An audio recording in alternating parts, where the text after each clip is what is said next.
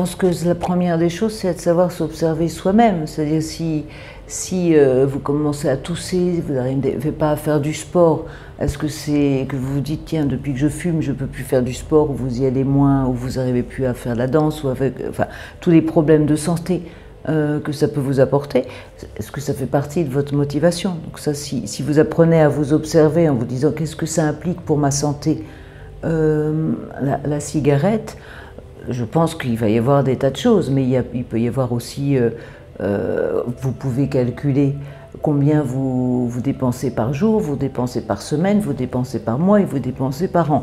Vous allez voir, ça monte extrêmement vite. C'est-à-dire, est-ce qu'on veut donner cet argent pour fumer des cigarettes, ou est-ce qu'on préférerait faire un voyage avec ça?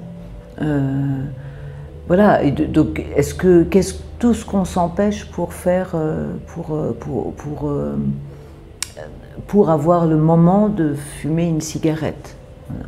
Est-ce que ça va être le fait que votre maison sent mauvais, que les cendriers sentent mauvais? Il y a des gens, c'est vraiment l'odeur qui les motive à arrêter, parce que ça colle à la peau, on sent la cigarette, et puis c'est une odeur qui n'est pas très agréable. L'odeur de la fumée non plus n'est pas très agréable.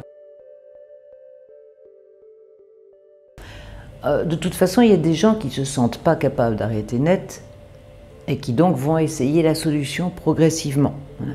Voilà. Moi, dans tous les gens que j'ai reçus, je pense qu'il n'y a qu'une manière, c'est d'arrêter net.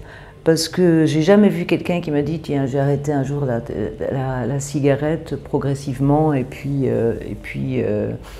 voilà. Net, en plus, on voit très bien si c'est vraiment une addiction ou non, si on peut le faire ou non. Voilà. Après, ça a des conséquences aussi d'arrêter net, parce que si l'inconscient n'était pas d'accord, on peut reporter des choses sur d'autres addictions, sur d'autres comportements compulsifs. Mais bon, il y a beaucoup de gens qui ne se sentent pas capables du tout d'arrêter net et qui vont essayer la solution progressivement. Moi, franchement, peut-être que j'espère que ça a marché, parce que le but c'est que ça marche, mais j'ai jamais eu devant mes yeux des gens qui avaient arrêté. Voilà. Tous les gens qui m'ont dit avoir arrêté le tabac, c'est d'un jour à l'autre. Il n'y a qu'une manière d'affronter le stress. La cigarette ne sert à rien pour affronter le stress. C'est une chose qu'on s'est construite dans la tête, mais en fait ça stresse encore plus, ça met des substances qui font que le cœur est encore plus bat encore plus vite, etc. Donc il n'y a qu'une manière d'affronter le stress, c'est en résolvant les problèmes de stress. Donc pour résoudre les problèmes de stress, il y a soit un suivi psychologique, parce que voilà, il y a des situations qui nous mettent en stress. Ces situations qui nous mettent en stress viennent toujours de quelque part, d'une chose beaucoup plus profonde. La peur de parler en public, ça vient d'une chose beaucoup plus profonde. Le fait qu'on se sente jamais assez bon au travail et qu'on se stresse pour faire, ça vient d'une chose aussi certainement dans l'enfance, etc. Et donc, les solutions pour arrêter le stress, c'est avoir une vie beaucoup plus saine, de dormir bien. Et éventuellement, il y a une chose qui fonctionne extrêmement bien, c'est la respiration. Par exemple, la cohérence cardiaque, si on la fait de manière régulière et très bien, ça a d'énormes résultats sur le stress. Voilà. La méditation, ça fait aussi énormément de bien. Vous voyez, le fait de faire le vide dans son esprit et de pouvoir être au calme dans son esprit. Voilà. Donc ça, cette pratique qu'on a sur nous va arrêter le stress. C'est ni la cigarette ni autre chose qui va arrêter le stress. Si notre environnement nous donne du stress, c'est à nous de réfléchir qu'est-ce qui nous donne du stress, d'où ça vient, et d'apaiser ça. Voilà. Et chacun devrait le faire. En tout cas, ni les médicaments, ni aucune substance, ni la cigarette fait en sorte qu'on a la maîtrise sur ce stress. Aujourd'hui, le stress est le problème numéro 1 de notre société. Ça a des énormes... Enfin, maintenant, c'est prouvé, comme on dit, ça a des conséquences extrêmement graves sur la santé.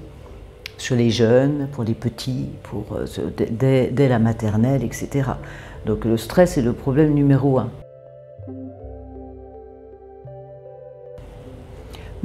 Donc une pulsion en général, donc voilà, c'est très très fort en général et on ne peut pas y résister. Mais une pulsion en général ne dure qu'un court laps de temps, il faut le savoir. Et donc il faut se dire, tiens, qu'est-ce que je vais faire de ce laps de temps? Donc moi je trouve que la respiration, de respirer 5 minutes, moi je conseille la cohérence cardiaque parce que c'est très facile d'accès et c'est extrêmement efficace.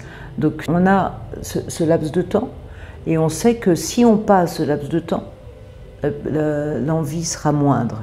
Donc si on peut prendre l'habitude de s'asseoir et de respirer, de fermer les yeux ou d'avoir une attention sur quelque chose qui nous calme.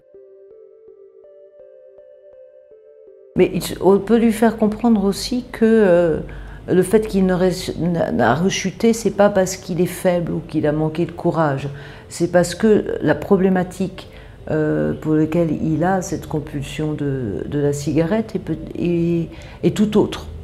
Et vient d'un problème beaucoup plus profond et que c'est voilà, on peut lui faire comprendre ça. Il faut qu'on aille chercher la cause première. Et quand on a trouvé la cause première, il n'y a aucune raison d'avoir à nouveau envie de refumer. Donc si on a rechuté, comme dit, rechuter, c'est un mot qui est pas terrible parce que ça veut dire une chute. Si on a repris la cigarette ou si on a réadopté cette chose-là, c'est qu'il y a encore des choses à régler. Voilà. Et c'est toujours intéressant d'aller voir qu'est-ce qu'il faut régler parce que d'arrêter une addiction, ça nous fait toujours avancer vers quelque part. Vous voyez, c'est pas seulement négatif. C'est-à-dire que si l'addiction nous dit quelque chose sur nous, et quand on va réparer ce qui fait qu'on fume ou ce qui fait qu'on boit, ça nous fait toujours énormément avancer. Vous voyez. Donc ça peut être une chose aussi si les gens en prennent conscience. Donc j'ai rechuté au bout de 2 ans. Donc qu'est-ce que j'ai qui n'est pas résolu? Qu'est-ce que mon inconscient veut me dire? De quoi il me protège? Qu'est-ce qui fait que j'ai ce manque-là? Vous voyez? Et donc, en allant chercher et en allant apaiser ça, c'est toujours un pas en avant.